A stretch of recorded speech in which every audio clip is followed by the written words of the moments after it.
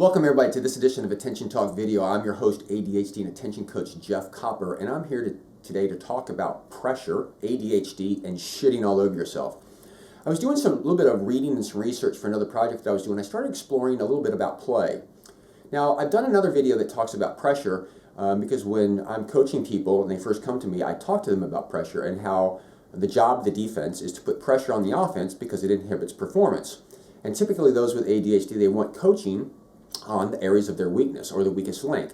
And I have long conversations about how we need to reduce the pressure because it inhibits our ability to move forward.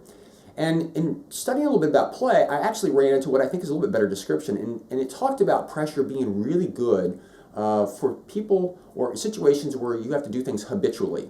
It's just like a mindless thing that you do over and over and over, and that pressure actually propels performance. And the thing about pressure is if in a situation of pressure, it's going to take you to habitual things. So if you have ADHD and you're struggling with something and pressure's put onto you, it's going to take you back to your habits in those situations. And as I like to describe it, those habits many times are the same structures that you've proven haven't worked. And it manifests by a person saying, I should just do this, or I just should do that. And loosely, I've written some articles, and many people will hear me talk about it, shitting all over yourself is really not very becoming. And the way they talked about it in play is it really makes a lot of sense, is when you have a lot of pressure, it takes you back to those habitual behaviors. What pressure inhibits is creativity, thinking outside the box, and play.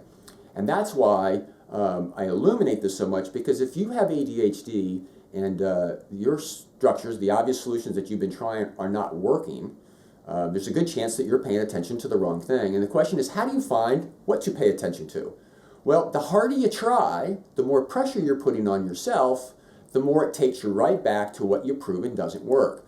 And that's what's counterintuitive here is that the more you need to relax and open up and take the pressure off and play with other ideas and things is actually the ticket that will get you there. Now, we've done a lot of videos on Attention Talk Video illustrating obvious solutions that are not that obvious.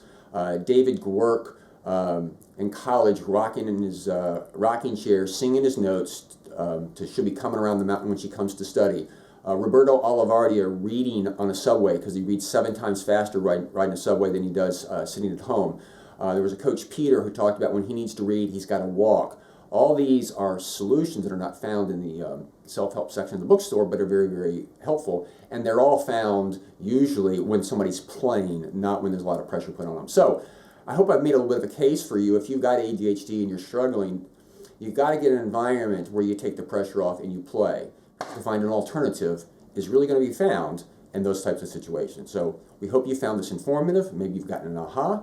Check out other Attention Talk videos at our website, attentiontalkvideo.com, and catch us next week for another great edition. Take care.